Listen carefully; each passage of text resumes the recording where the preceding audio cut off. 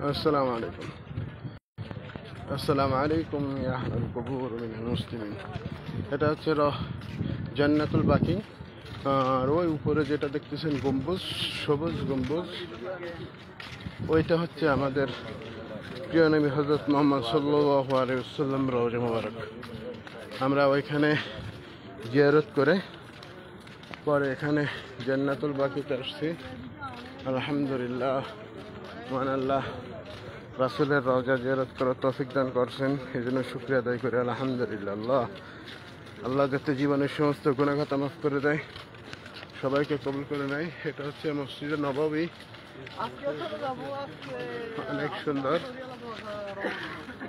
আর এটা হচ্ছে জান্নাতুল বাকি।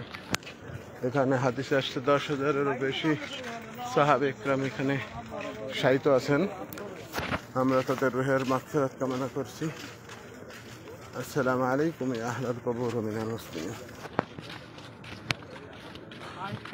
ওইখানে হযরত মুহাম্মদ সাল্লাল্লাহু আলাইহি ওয়াসাল্লাম, হযরত ওমর রাদিয়াল্লাহু তাআলা আনহু, আবু বকর এবং ওসমান রাদিয়াল্লাহু তাআলা আনহুর রওজা রয়েছে।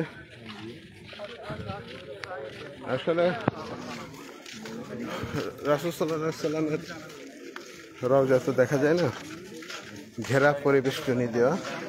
ওখানে ছোট একটা ছিদ্র করা আছে, ওই ছিদ্রটির ভিতর থেকে দেখতে হবে। সবাই ভালো থাকবেন। আসসালামু আলাইকুম ওয়া রাহমাতুল্লাহ।